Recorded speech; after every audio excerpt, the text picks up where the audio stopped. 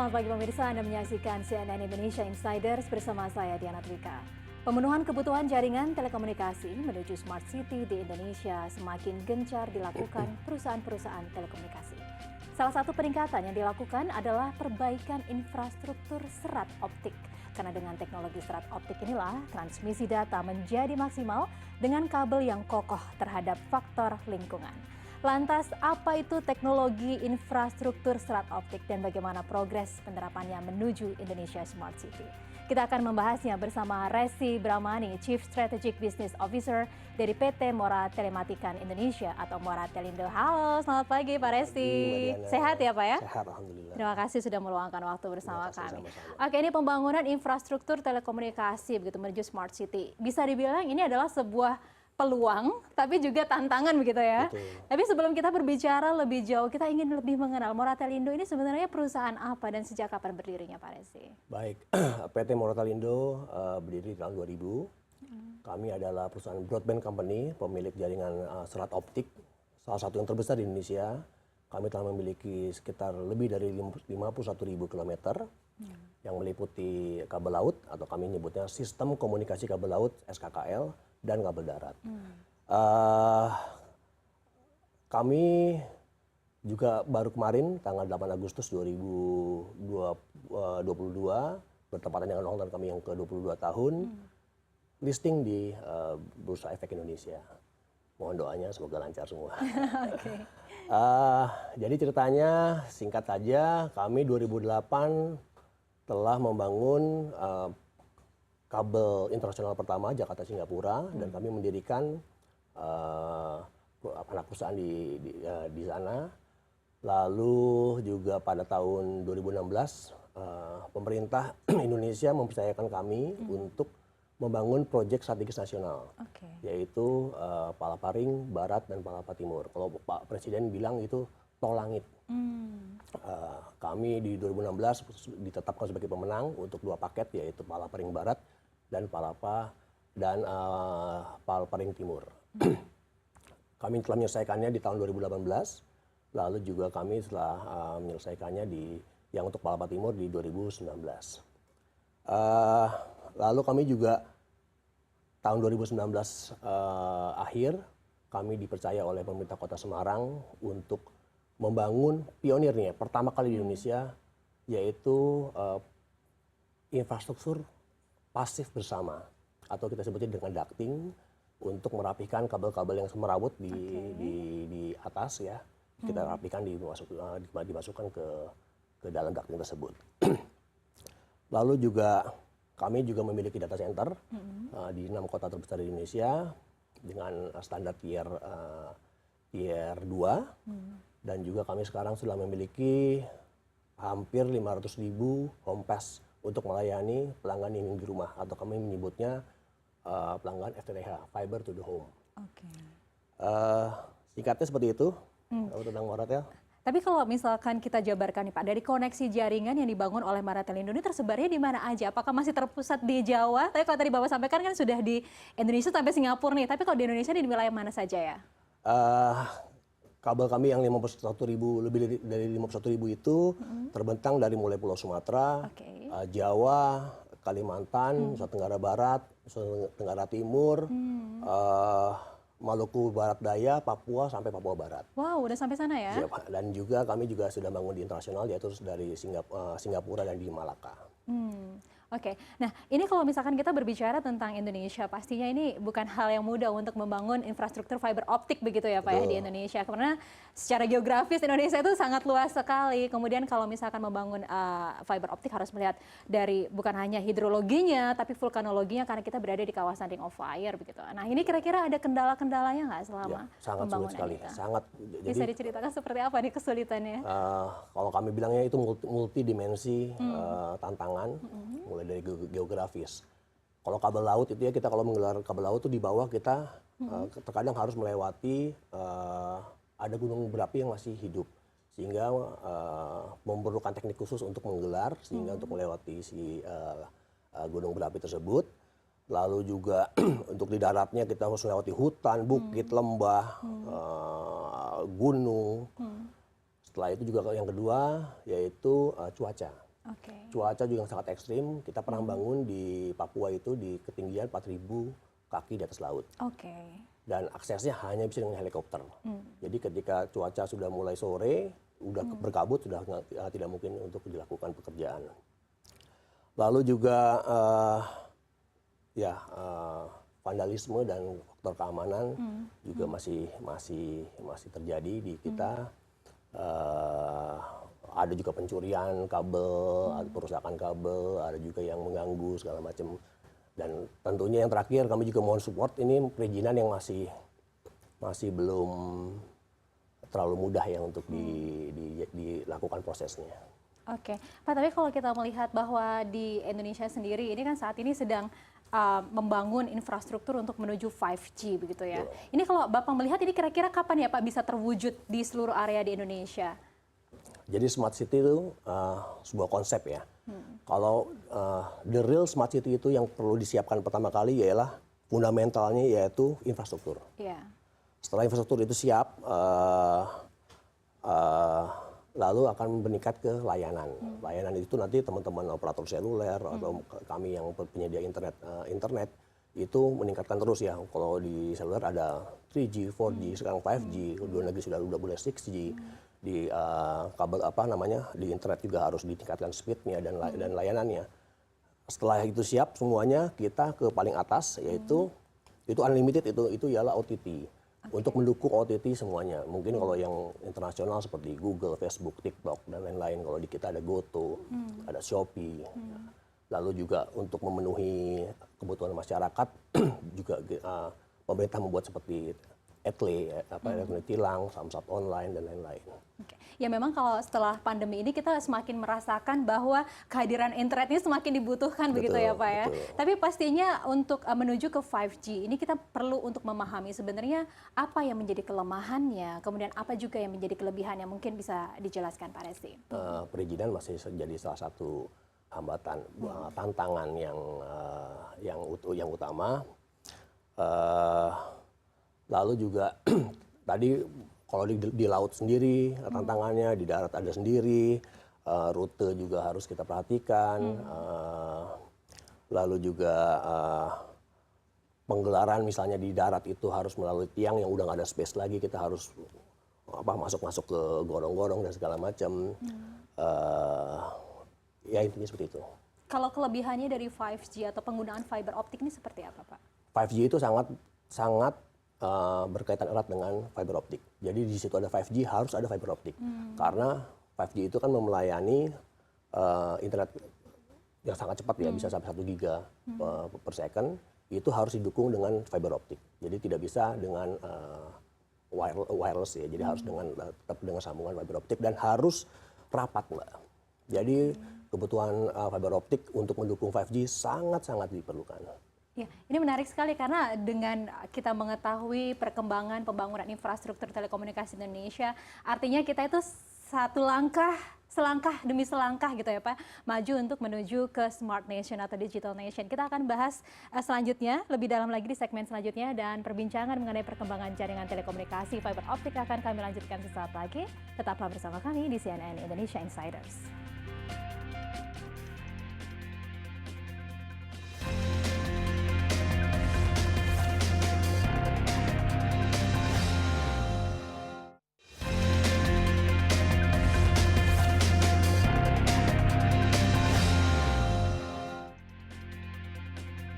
Terima kasih Anda masih bersama kami dan kita lanjutkan perbincangan mengenai perkembangan jaringan telekomunikasi fiber optik dan masih bersama Bapak Resi Bramani, Chief Strategic Business Officer dari PT Muara Telindo. Pak, melanjutkan perbincangan kita. Memiliki smart city dan akhirnya menjadi smart nation, begitu itu adalah harapan kita semua gitu ya Pak ya. Ketika kita berbicara mengenai smart city, ada smart environment, smart society, kemudian ada smart economic begitu. Nah, bagaimana sebenarnya jaringan fiber optik ini berperan dalam mendukung kehadiran dari smart city itu Pak? Itu fundamental. Itu fundamental. Jadi infrastruktur ialah fundamental dari berdirinya sebuah the real smart city. Seharusnya itu infrastruktur itu idealnya ya itu disiapkan oleh pemerintah. Cuman kami swasta juga terus mendukung untuk penggelaran atau deployment dari infrastruktur. Setelah itu tentunya layanan tadi yang seperti saya sampaikan, yaitu layanan harus diperkuat, speednya harus kencang, cakupannya harus luas, kapasitasnya juga harus banyak gitu. Jadi nggak ada lagi istilah internet lemot tuh nggak ada lagi. Oke. Lalu tadi yang untuk kalau layanan sudah siap, tentunya itu akan merangsang banyak pelaku perusahaan OTT atau over the top itu untuk membuat, mendevelop aplikasi-aplikasi yang berguna untuk masyarakat. Ya seperti Goto, tadi Shopee, tadi ada juga nanti dari pemerintah mengeluarkan elektronik tilang, Samsat online dan lain-lain. Ya, artinya akan semakin memudahkan kehidupan kita dan Betul. pekerjaan kita juga akan semakin cepat Betul. selesai begitu ya Pak ya. Betul. Kehidupan kita akan lebih dinamis begitu ya. Nah, tapi Pak sebenarnya kendalanya seperti apa sih ketika kita mengkomparasi antara pembangunan infrastruktur telekomunikasi ini antar pulau dan juga di dalam kota itu sendiri Pak? Kendala utama dalam pembangunan jaringan kabel optik dalam menghubungkan satu dengan yang lain adalah perizinan sih. Masih perizinan, jadi kita mengharapkan perizinan lebih simplify, lebih dipermudah. Oke. Namun kami sampaikan di sini dalam pembangunan kabel optik yang mengkoneksikan antar pulau melalui kabel laut, tingkat risikonya beda-beda. Tingkat risiko beda-beda. Tadi saya bilang ada geografis, ada cuaca dan lain-lain.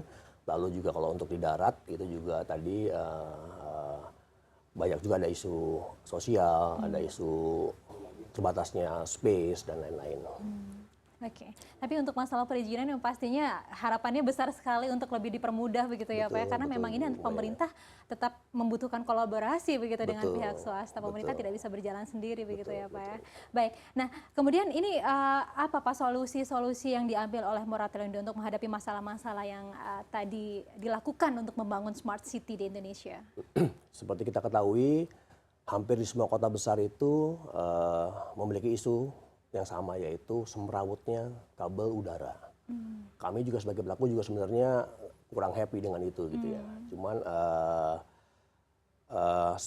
back tadi yang seperti saya bilang bahwa fundamental itu ialah infrastruktur. Nah, tidak banyak pemerintah daerah yang menyiapkan budget atau dana untuk menyiapkan infrastruktur pasif bersama atau kita sebut ducting bersama untuk menurunkan kabel yang tadi di atas untuk turun ke bawah, sehingga lebih rapi, aman.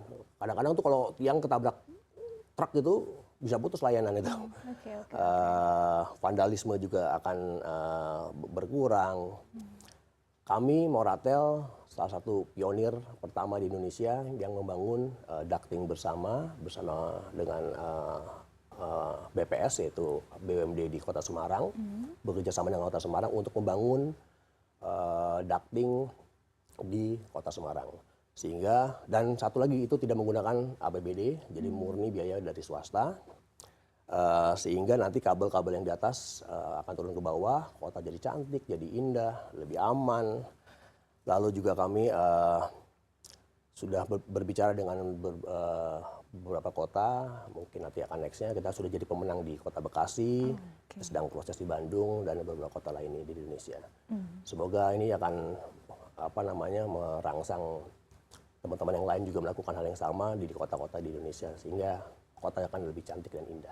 Tapi untuk yang Semarang ini masih ongoing atau sudah selesai? Fase pertama sudah selesai, fase pertama sudah selesai, sekarang tinggal kita akan melanjutkan fase kedua. Oke, nah Pak kalau misalkan kita berbicara tentang smart city begitu ya di Indonesia, kalau dilihat dari sisi biaya Pak untuk pengadaan infrastruktur telekomunikasi ini pastinya bukan hal yang kecil gitu ya. Bagaimana atau langkah apa yang dilakukan oleh Moratelindo untuk menyelesaikan persoalan ini? Ya, alhamdulillahnya kami Moratel sudah dipercaya oleh institusi perbankan sebagai perusahaan yang cukup tangguh lah. Jadi kami banyak dapat bantuan juga dari perbankan untuk mendapatkan pinjaman sehingga kami dapat melakukan penggelaran dengan cepat dan efektif dan sesuai dengan kebutuhan masyarakat. Yang apalagi sekarang sudah masuk ke bursa efek begitu ya Pak ya, Betul, artinya itu masyarakat juga juga bisa tambahan. menginvestasikan gitu ya dana yang mereka miliki untuk mendukung program ini begitu. Betul, tambahan dana sejarah itu lumayan. Oke, nah yang artinya akan mempercepat pembangunannya itu sendiri. Betul. Nah kira-kira ini kalau tadi sudah ada 51.000 jaringan fiber optik begitu ya di sejumlah wilayah di Indonesia, dari Sumatera tadi bahkan sampai Papua. Betul. Ini langkah ke depannya atau next plan-nya apa dari Moratelindo? Waduh, kita yang pasti terus akan menggelar di seluruh Indonesia, akan menambah ke semua pulau-pulau. Target kami akan semua pulau Indonesia akan kami layani dengan layanan internet terbaik dari Moratel, yang mumpuni maksud saya. Mungkin juga ada beberapa kami sedang berbicara dengan pelaku kabel internasional. Nanti akan, saya belum bisa bicara sekarang, cuma nanti akan lebih banyak lagi kabel yang akan melayani Indonesia. Tapi memang Moratelindo ini menjadi perusahaan yang mendapatkan lisensi internasional ya Pak ya, yang dari Singapura untuk pengadaan infrastruktur telekomunikasi ini ya. Betul, salah satu. Dan salah satu yang pertama. Salah satu yang pertama, luar biasa. Baik, Bapak kita akan lanjutkan perbincangan kita di segmen selanjutnya. Dan perbincangan mengenai perkembangan jaringan telekomunikasi fiber optik ini akan kita lanjutkan sesaat lagi bersama narasumber lainnya. Tetaplah bersama kami di CNN Indonesia Insiders.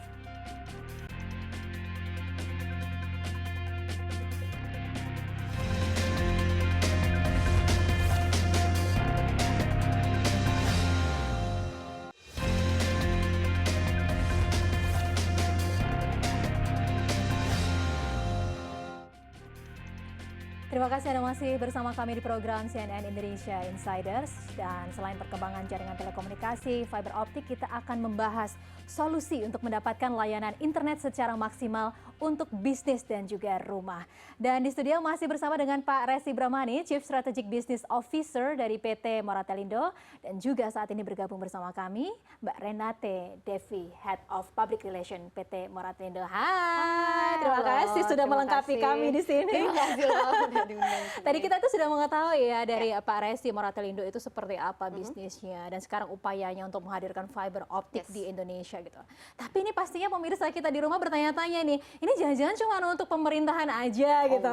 Bisa nggak sih untuk bisnis rumah gitu? Bisa nggak sih? Jadi aku kasih tahu dulu ya, Oksigen.id itu salah satu anak perusahaannya milik Moratelindo. Di mana yang tadi Pak Resi sudah sampaikan, Moratelindo itu bergerak di bidang pembangunan infrastruktur fiber optik.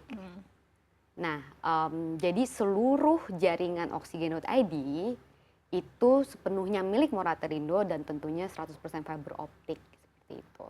Jadi namanya adalah Oksigen.id. Oksigen.id. Ini adalah seperti provider gitu? Internet service provider. Yes. Tapi ini sudah launching? Udah launching, udah lumayan lama. Wow, ini pastinya dinantikan sama pemirsa. Apalagi ini sudah menggunakan jaringan yang fiber optik seperti tadi Pak Resi sampaikan. Nggak ada 100% fiber optik. 100%? Yes, 100% fiber optik. Mbak, ini gimana jaringan internet yang diterima oleh pemirsa begitu ya? Nanti bisa 100% fiber, bisa diceritakan Mbak? Jadi, kalau biasa rata-rata untuk yang ke rumah atau ke bisnis, itu tuh mungkin nggak ada backbone-nya. Karena kita anak perusahaan Moratelindo, jadi dari backbone untuk ke rumahnya itu seluruhnya milik Moratelindo, dan untuk rumahnya itu kita nama perusahaannya namanya Oksigen.id yang jadinya kalau sekarang orang-orang tahu adalah internet service provider seperti itu. Iya Pak, emang kenapa sih kalau sudah 100% fiber gitu? Ya jadi kalau kita ke rumah itu, pelanggan kami yang di rumah itu memiliki semuanya dari backbone-nya sampai rumah kabelnya punya Moratel sendiri. Jadi insya Allah dipastikan layanannya sangat mumpuni, kenceng dan minim gangguan. Oke, tunggu. Ini kita bisa ulas nih. Minim gangguan, kemudian kenceng. Emang secepat apa nih kalau menggunakan fiber optik dari Moratelindo? Jadi kalau sekarang nih untuk kabel fiber optiknya sendiri itu adalah teknologi terbaik untuk saat ini di bidang telekomunikasi. Wow, terbaik. Ya, terbaik. Nah, untuk kecepatannya sendiri untuk rumah itu bisa mencapai 200 megabyte per second. Kalau untuk bisnis itu 1 gigabyte per second. Jadi cepet banget ya. Nggak ada buffering lagi ya? Nggak ada, internetnya nggak bisa pelan. Oke. Itu juga dibuktikan beberapa tahun yang lalu, salah satu platform game terbesar di dunia, bisa browsing, itu menunjuk Moratel sebagai internet service provider terkencang di Indonesia. Di Indonesia. Iya, di Jadi Indonesia. silakan browsing, itu kita tidak sama sekali tidak pernah, tahu-tahu kami dapat laporan seperti itu Iya. ya. Oke. Tidak ada ini sama sekali dari Trusted kami. ya. Tapi kalau masalah gangguan, minim gangguan, ini bisa dijelasin kayak gimana? Oke, jadi kestabilan koneksi itu karena fiber optik itu lebih resisten terhadap perubahan suhu dan cuaca dan tidak membawa aliran listrik sehingga tidak ada gangguan sinyal elektromagnetik ketika transmisi data berlangsung. Jadi otomatis udah pasti tidak ada gangguan cuaca, tidak ada apa. Jadi kalau hujan atau apapun, biasanya kan kita kadang-kadang wah kalau hujan pasti internet saya mati nih atau internet saya gangguan. Tapi dengan adanya fiber optik tidak ada gangguan sama sekali. Dan saya tambahkan sedikit, Silakan. ketika kami desain infrastruktur atau desain jaringan, itu kami sudah menggunakan minimal 3 kaki. Apa itu? 3 kaki, jadi misalnya kaki yang pertama putus, kami ada kaki kedua, ada kaki ketiga. Kami pinginnya semuanya 4 kaki. Cuman sampai saat ini rata-rata kita punya backup di 3 kaki jaringan cadangan ya untuk supaya tadi minim gangguan tadi itu. Oke. Ini pastinya pemirsa kita udah langsung nih searching gitu ya, oksigen.id kita yang cari internet provider. Ini untuk layanannya sudah tersedia di mana ya? Oke, jadi layanan itu sudah ada pasti di Jabodetabek paling besar, ada di Bandung juga, Bali, Medan, Pangkal Pinang, Jambi, Pontianak, dan Labuan Bajo. Oke. Jadi kalau liburan ke Labuan Bajo nih, kayak nggak usah takut kalau nggak bisa work from Labuan Bajo karena pasti internetnya udah oke. Oke. Nah, ini kira-kira mau dikembangkan kemana lagi nih Pak untuk jaringan fiber optik yang to home gitu? Tentunya kami akan menggelar di seluruh kota besar di Indonesia ya. Dengan tadi tambahan dana tadi itu, semoga kami bisa menggelar lebih banyak lagi di beberapa kota. Dana dan kemudahan perizinan begitu ya?